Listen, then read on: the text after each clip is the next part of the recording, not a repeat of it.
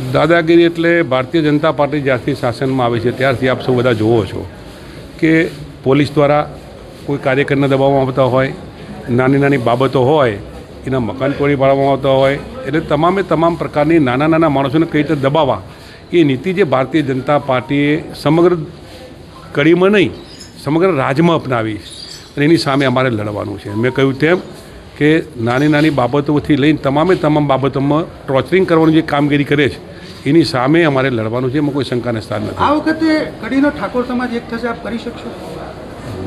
તમામ ઠાકોર સમાજને જે અત્યારે અન્યાય થઈ રહ્યો છે, જીપીએસસીથી લઈને તમામ લોકોને શોભાના ગોઠિયા તરીકે ભારતીય જનતા પાર્ટીમાં તેઓ રાખેલા છે.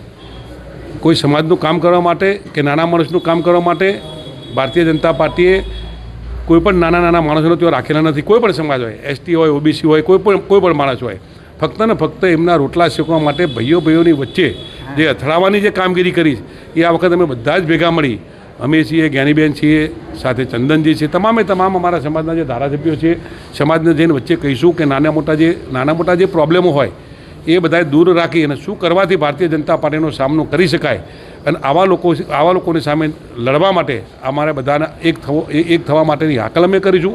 ચોક્કસ અમને અમારા સમાજ પર વિશ્વાસ છે કે અમારી વાત સાંભળી અને અમારો સમાજ એક થશે. કડીમાં રમેશભાઈ જીતે છે, આપનો શું દાવો છે? આ સીટ ઓલરેડી ખરેખર જોવા જઈએ તો કોંગ્રેસ બેજની સીટ છે. ક્યાંક નાના મોટા ભારતીય જનતા પાર્ટીના કારણે 1, 2, 3 વખતે જીતેલા છે. હું પણ આ સીટ ઉપર વિજય થયેલો છું. રમેશભાઈ ચાવડા પણ વિજય થયેલા છે. કરજણજી ઠાકોર પણ બે વખત આ ચૂંટણી જીતેલા છે. એટલે આ સીટ રહી એ કોંગ્રેસ બેજની જ છે. પણ ભારતીય જનતા પાર્ટીએ અંદર નાના સમાજોને ઝઘડાવી અને જે જુદા કરી અને એમનો જે રોટલો શેકવાનો જે પ્રયત્ન કરીને જે એમને સફળતા મળી છે, આ વખત અમે બધા ભેગા મળી એક થઈ અને એ જે ભારતીય જનતા પાર્ટી જે જુદા રાખવા માટે છે એમાં એની વાતમાં કોઈ ના આવે અને અમે બધા ભેગા મળીને ગામડે જઈને ખાટલા બેઠકો કરી અને શું કરવાથી બધા ભેગા મળી અને કોંગ્રેસ મજબૂત બને અને રમેશભાઈ ચાવડાને કઈ રીતે વિજય થાય એવા પ્રયત્નો અમે કરવાના.